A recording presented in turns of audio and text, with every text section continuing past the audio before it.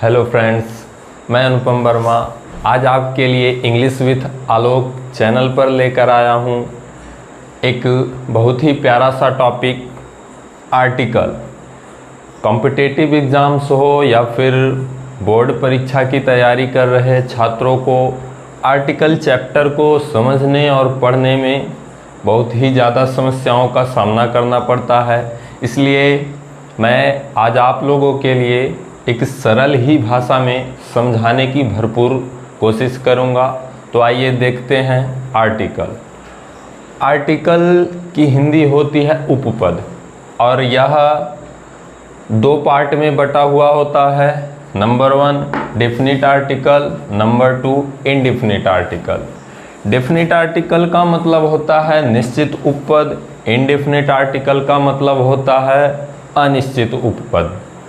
Articles का प्रयोग हमेशा नाउन्स के पहले किया जाता है। इनका प्रयोग कभी भी एडजेक्टिव या फिर एडवर्ब के पहले नहीं किया जाता है। ये हमेशा नाउन के पहले ही प्रयोग किए जाते हैं। डेफिनिट आर्टिकल्स में सामान्यतः आता है द और इनडेफिनिट आर्टिकल्स में आते हैं ए, एन। कुल मिलाकर इंग्लिश में ग्रामेटिकल में केवल 3 ही आर्टिकल होते हैं, द और ए, एन। ए, एन इनडेफिनिट आर्टिकल की श्रेणी में आते हैं तथा द डेफिनिट आर्टिकल्स की श्रेणी में आते हैं। मैंने बताया जैसे कि आर्टिकल्स का प्रयोग हमेशा नाउन्स के पहले किया जाता है, बिफोर नाउन्स। मान लीजिए आपने लिख दिया पुअर या फिर लिख दिया रिच।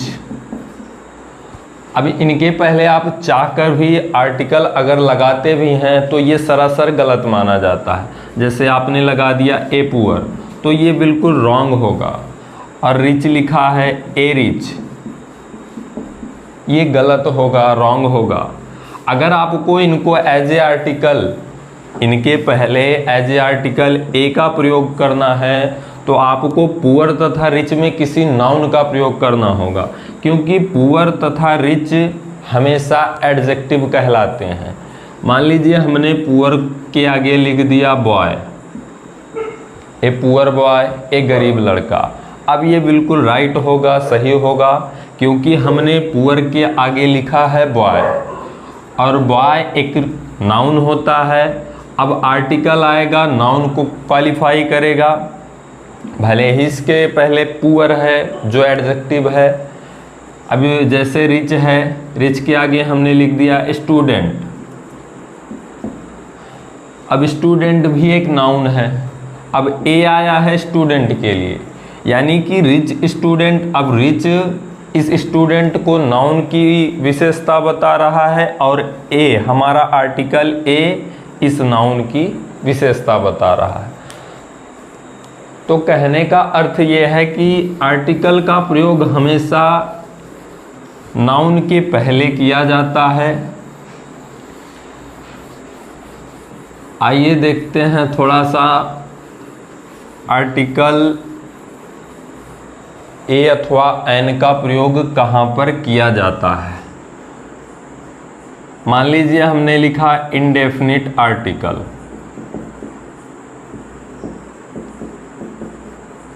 अब इनडेफिनिट आर्टिकल के अंदर आते हैं बेसिकली ए तथा एन। ए तथा एन का प्रयोग सामान्यतः बच्चे करने में बहुत बड़ी गलती करते हैं।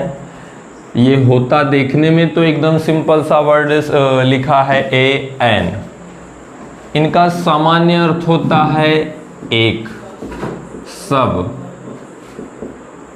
इत्यादि, लेकिन इनके प्रयोग में बच्चे बहुत बड़ी गलती कर देते हैं। आइए हम आपको समझाते हैं कि इनका प्रयोग कहाँ पर और किस रूप में किया जाता है। मान लीजिए आपने लिख दिया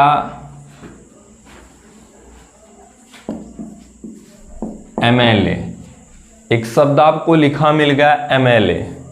अब MLA के पहले आपको आर्टिकल ए अथवा एन में से किसी एक का यूज करना है। आपने लगा दिया AMLA, जो कि होगा गलत, क्योंकि MLA जो लिखा है इसका उच्चारण करने पर ML तथा A निकलता है। और जब भी कोई इंग्लिश में वर्ड लिखा हो, शब्द लिखा हो और उसका उच्चारण हिंदी के स्वर वर्ड से हो, हिंदी के वावेल्स से हो, तो उनके पहले हमेशा आर्टिकल एन का प्रयोग किया जाता है। जैसे इसी तरह लिख दिया MA, अब इसके पहले भी आर्टिकल एन का यूज होगा, क्योंकि MA का मतलब होता है, M का उच्चारण करेंगे MA। अब हमको इस M से मतलब है, बच्चे ये समझकर इसके पहले A का प्रयोग कर देते हैं। M लिखा है, M को ऐसे पढ़ देते हैं।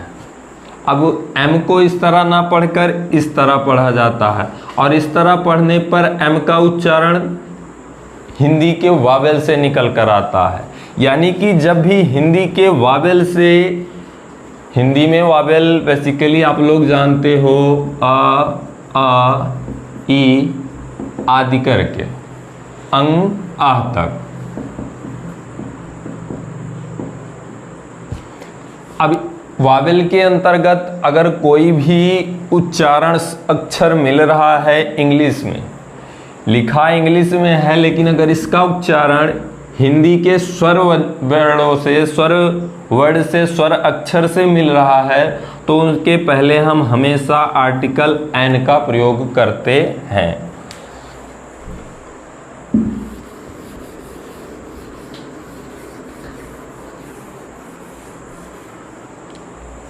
दूसरे रूप में यदि मान लीजिए आपके सामने लिखा है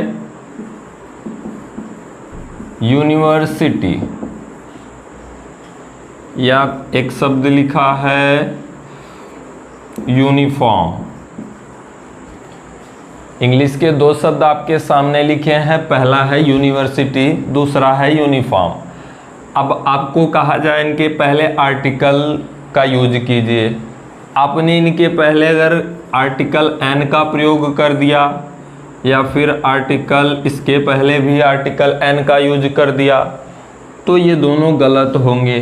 क्यों गलत होंगे?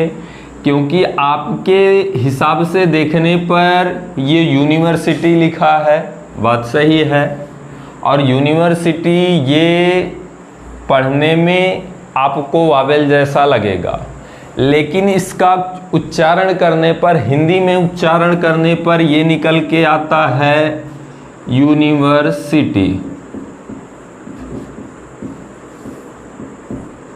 और ये निकल के आता है यूनिफॉर्म।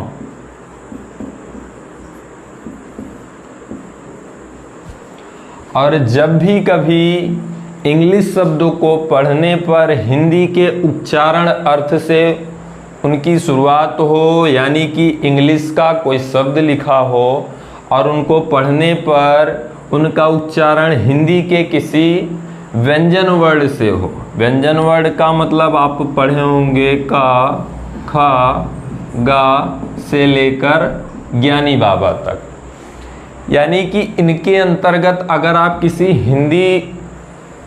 इंग्लिश शब्द को पढ़ रहे हो और उनका उच्चारण इन वर्डों से निकल कर आ रहा है, जैसे इधर आया यूनिवर्सिटी, या आ गया, अब इनके पहले आप कभी भी आर्टिकल एन का यूज नहीं कर सकते हो। इनके पहले हमेशा आर्टिकल ए का प्रयोग होगा। उसी तरह दूसरा वर्ड है यूनिफॉर्म। अब यूनिफॉर्म में भी उच्चारण करने पर हमें मिला यू, या। इंग्लिश में तो लिखा यू है, जो कि इंग्लिश का वावेल होता है। इंग्लिश में बेसिकली 5 वावेल होते हैं, ए, ई, आई, ओ तथा यू। इनके अलावा जितने भी इंग्लिश के लेटर होते हैं वे सभी कॉन्सोनेंट होते हैं। लेकिन हमें इंग्लिश पढ़ने के साथ साथ हमारा पूरा ध्यान, पूरा जोर शब्दों के हिंदी उच्चारण पर होना चाहिए। हमने इंग्लिश में पढ़ा यूनिफॉर्म, लिखा भी यूनिफॉर्म है, बट हमें इनका उच्चारण देखना है कि ये हिंदी के व्यंजन वर्ड से यानी का खा गा गा घा से प्रारंभ हो रहा है या फिर हिंदी के स्वर अक्षरों से इनका प्रारंभ हो रहा है। अगर हिंदी के स्वर अक्षरों से इनका प्रारंभ होगा, उच्चारण होगा, तो इनके पहले आर्टिकल एन का प्रयोग होगा। लेकिन अगर शब्दों का उच्चारण हिंदी के व्यंजन वर्णों से हो तो इनके पहले हमेशा आर्टिकल एन का प्रयोग होगा। दो बातें, 2 पॉइंट आर्टिकल में मुझे आशा है कि आप लोगों ने समझ लिया होगा।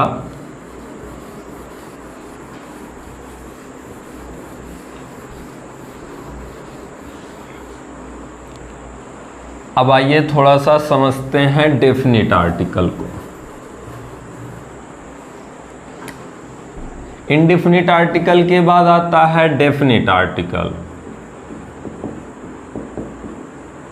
डेफिनिट आर्टिकल यानी कि निश्चित उपपद। आर्टिकल मीन्स उपपद, डेफिनिट मीन्स निश्चित उपपद। और इसके अंतर्गत केवल एक शब्द आता है, एक वर्ड आता है दा की कोई हिंदी मीनिंग नहीं होती है। ये इंग्लिश में यूज होता है आर्टिकल के रूप में या इंग्लिश वर्ड के रूप में। दा का प्रयोग सबसे पहले तो हम ये समझेंगे कि दा का प्रयोग हमेशा स्पेसिफिक थिंग के लिए होता है। दा का प्रयोग हमेशा किसी भी खास बात को लेकर होता है। मान लीजिए किसी सेंटेंस में आया एक शब्द school,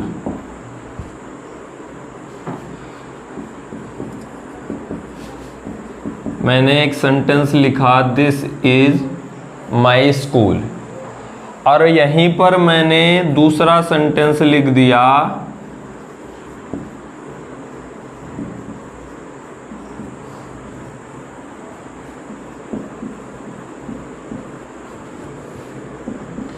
that is the school in which I read।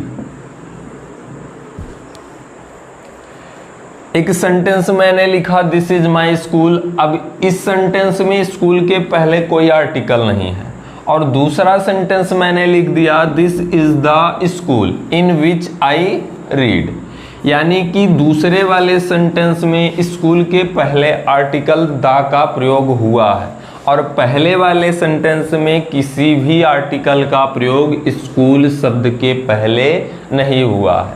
कहने का अर्थ ये है कि आर्टिकल दा, डेफिनेट आर्टिकल दा का प्रयोग हमेशा किसी भी खास बात को लेकर किया जाता है। जैसे आप सामान्यतः शब्द बोलते हैं बातों बातों में कि यह एक आम विद्यालय है, और किसी विद्यालय को देखकर आपने कहा कि यह एक खास विद्यालय है। तो जब भी किसी विद्यालय की या किसी भी चीज़ की, किसी भी वस्तु की कोई खास विशेषता हो, कोई खास वजह से उस वस्तु का प्रयोग सेंटेंस में हो, तो उसके पहले आर्टिकल दा का प्रयोग होगा, अदरवाइज दा का प्रयोग नहीं होगा।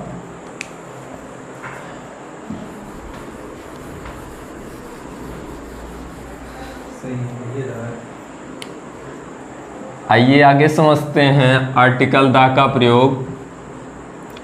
आर्टिकल दा का प्रयोग हमेशा बच्चे कभी कभी मान लीजिए किसी सिटी का नाम लिख दिया, किसी कंट्री का नाम लिख दिया। जैसे हमने लिखा इंडिया, अब इंडिया के पहले बच्चे सेंटेंस में लगा देते हैं आर्टिकल दा।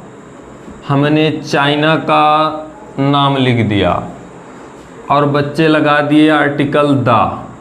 ये सरासर गलत होता है।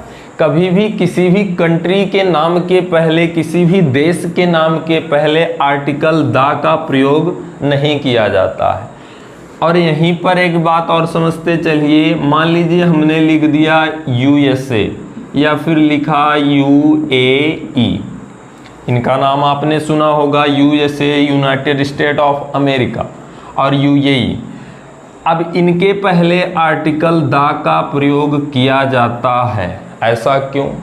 ऐसा इसलिए क्योंकि USA United state of India United state of America ये एक देश का नाम नहीं है।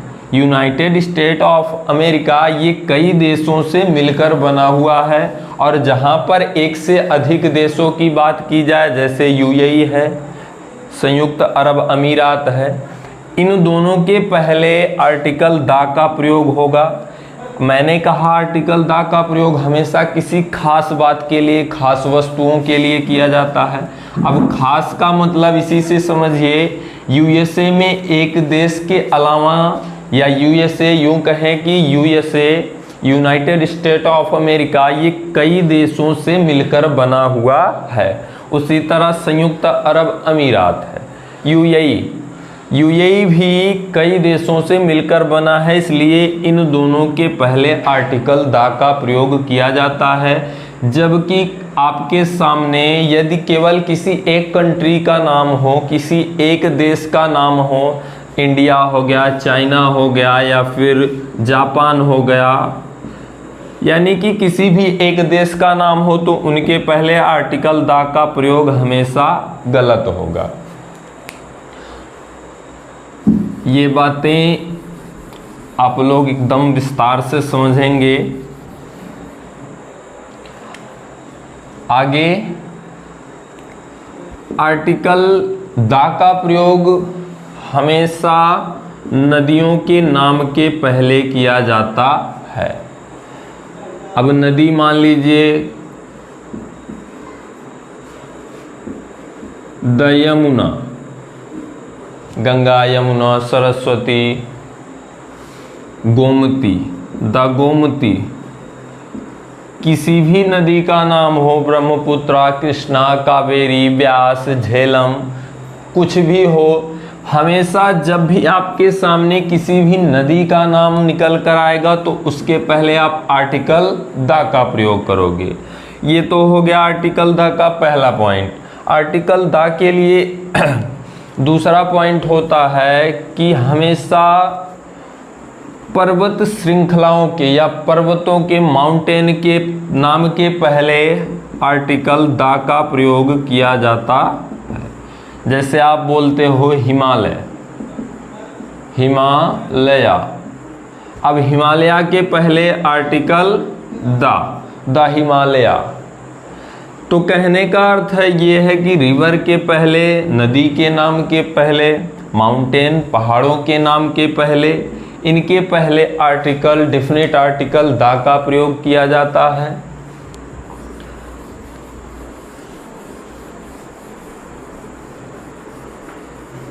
एक कंडीशन ये होती है कि बच्चे सामान्यतः गलती कर देते हैं, किसी भी नाम के पहले आर्टिकल द का प्रयोग कर देते हैं। जैसे एक शब्द लिखा है, ये किसी, मान लीजिए किसी व्यक्ति का नाम है महेश, और महेश के पहले आपने लगा दिया आर्टिकल द, तो ये होगा गलत, क्योंकि किसी भी, हाँ ये बात सही है कि हमेशा आर्टिकल नाउन के पहले आता है, लेकिन नाउन के पहले यदि नाउन आपका किसी व्यक्ति का नाम हो, किसी पर्सन का नाम हो, तो इसके पहले आर्टिकल द का प्रयोग नहीं होगा। हमेशा ये बात आप ध्यान रखना, क्योंकि मैं ऑफलाइन क्लासेस करता हूँ तो बच्चों को देखता हूँ, नाम के पहले कई बच्चे ऐसे होते हैं जो आर्टिकल द का यूज कर देते हैं, और नाम के पहले चाहे जो भी नाम हो उनके पहले आर्टिकल द का प्रयोग नहीं होगा। तो दोस्तों, मुझे आशा है कि आप लोगों को ये वीडियो ज़रूर पसंद आएगी। मैं कोशिश करूँगा कि वीडियो को और लंबा बनाया जाए, लेकिन इसके लिए मुझे और समय चाहिए। तो अभी तक आपने जो सीखा, जो देखा, उससे आप कुछ ना कुछ ज़रूर सीखेंगे, और आगे मैं अपनी भरपूर कोशिश करूँगा, पूरी कोशिश करूँगा, मेरा पूरा प्रयास रहेगा कि आपको और अच्छी से अच्छी बातें बताई जाएं, और अच्छी से अच्छी इंग्लिश सब्जेक्ट में कुछ नई नई बातें सिखाई जाएं। मेरा अगला सेशन भी इसी आर्टिकल के ऊपर होगा। फिर उसके बाद जितने भी टॉपिक हैं इंग्लिश में, जैसे बच्चों को 12th के बच्चे हैं बोर्ड एग्ज़ाम के, उनको एंटोनिम सिनोनिम्स की विषय में ज़्यादा जानकारी नहीं होती है यूपी बोर्ड के बच्चों को, तो मैं एक अलग से अपने बनाए हुए रूल के अनुसार बच्चों को याद करवाने के लिए एंटोनिम्स सिनोनिम्स के लिए एक बहुत ही ज़बरदस्त ट्रिक लाया हूँ। आप लोग अभी वीडियो को लाइक कीजिए, सेशन अगर आपको पसंद आया हो तो लाइक कीजिए, कमेंट कीजिए, सब्सक्राइब कीजिए चैनल को, और अपने साथी मित्रों को, अपने फ्रेंड्स को सेशन को, चैनल को सब्सक्राइब करने के लिए कहिए या फिर शेयर कीजिए। मुझे इतना ही कहना है।